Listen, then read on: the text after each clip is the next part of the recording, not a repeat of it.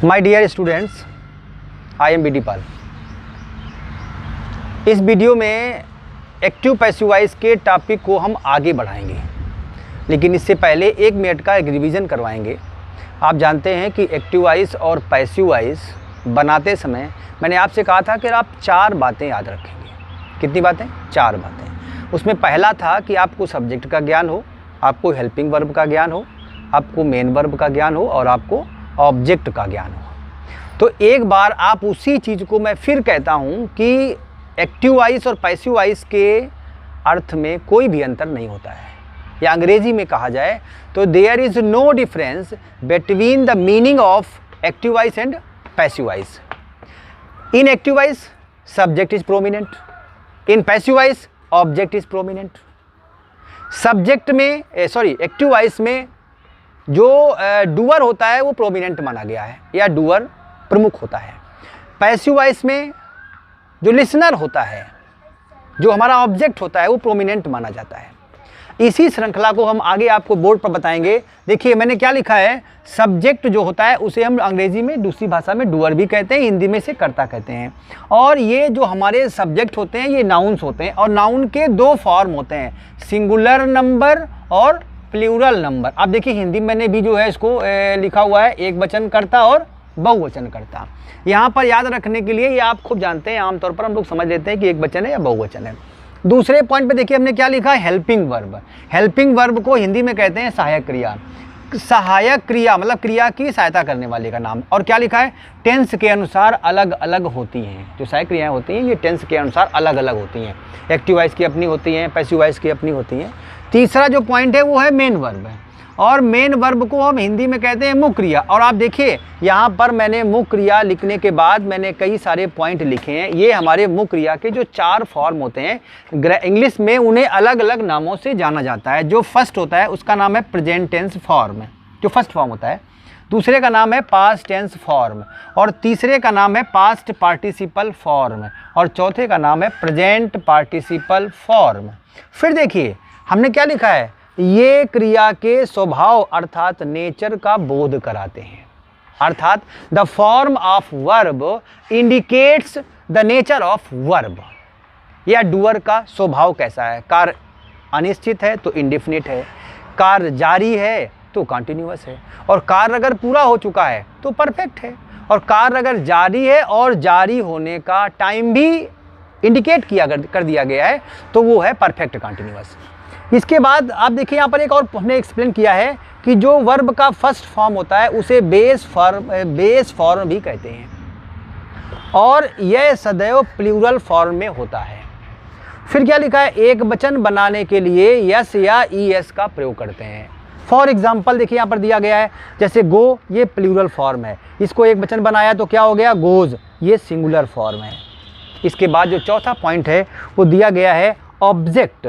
तो ऑब्जेक्ट क्या, मैंने एक बात बताई थी आपको मजाक में, लोगों का दुनिया में पाने के 2 ही चीज़ें हैं, या तो वो व्यक्ति पर विजय पाना चाहता है या वस्तु को पाना चाहता है।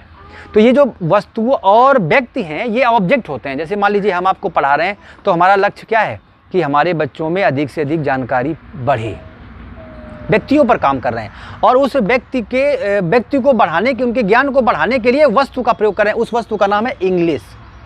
और देखो यहाँ पर क्या दिया, ऑब्जेक्ट के 2 भाग हो गए, हमने कर दिया यहाँ पर पर्सन और थिंग। पर्सन मीन्स व्यक्ति और थिंग मीन्स वस्तु। यहाँ पर हमने जो 2 शब्द लिखे हुए हैं, हुम और व्हाट। कभी कभी क्या करते हैं, जब आप एक्टिव वॉइस से पैसिव बना रहे होते हैं, इंटेरोगेटिव सेंटेंस होता है, तो अगर किसी भी क्वेश्चन वर्ड का जो सेंटेंस होता है, अगर वो सेंटेंस हुम से प्रारंभ हुआ है तो ऑब्जेक्ट खोजने की आवश्यकता नहीं है, वो हुम ही आपका ऑब्जेक्ट है। अगर व्हाट दिया गया है तो व्हाट ही ऑब्जेक्ट है, आपको ऑब्जेक्ट खोजने की आवश्यकता नहीं है बिल्कुल भी। शायद मेरी बात आप समझ में आ गई होगी। इसके आगे जब हम लोग चलेंगे तो हम लोग जब इसके आगे चलेंगे तो क्या करेंगे कि इसके आगे का टॉपिक बढ़ाएंगे, तो वो आएंगे हमारे क्या, मॉडल वर्ब्स पे आते हैं कि can, could, may, might, must, should, ought to.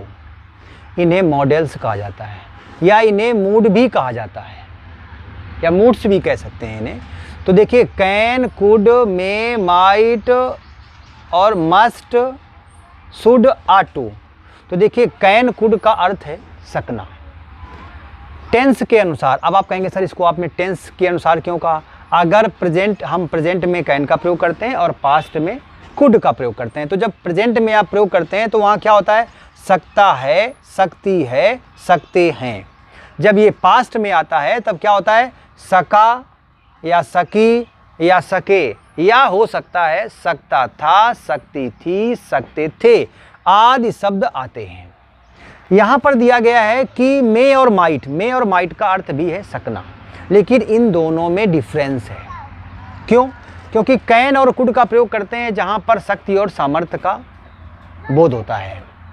मे और माइट का प्रयोग वहाँ करते हैं जहाँ पर हमारी परमिशन लेना होता है या जहाँ संभावना होती है, ऐसी दशा में, या जहाँ पर्पस होता है वहाँ पर हम मे और माइट का प्रयोग करते हैं। तो प्रेजेंट में हम मे का प्रयोग करते हैं और पास्ट में हम माइट का प्रयोग करते हैं। इसके बाद 3 शब्द दिए गए, मस्ट, शुड और आट टू। इन तीनों का अर्थ है चाहिए। याद रखिएगा, कभी हम लोग बोलचाल की भाषा में कहते हैं हमें 1 गिलास पानी चाहिए, यहाँ पर चाहिए नहीं है, यहाँ पर नीड है। क्योंकि कभी कभी क्या होता है, वाक्य जब ऐसे मिलते हैं तो बच्चे कहते हैं इसमें भी तो चाहिए आ रहा, चाहिए मीन्स होता है नीड, लेकिन याद रखिएगा यहाँ पर नीड नहीं है, यहाँ पर है चाहिए।